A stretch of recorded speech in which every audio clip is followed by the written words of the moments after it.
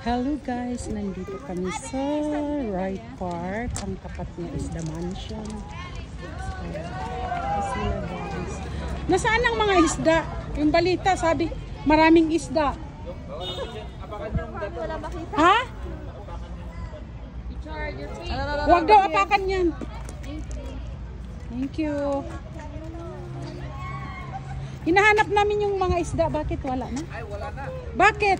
Nilinisan nila yan. Ay, ganun. Sayang. Ano lang ito? Fountain.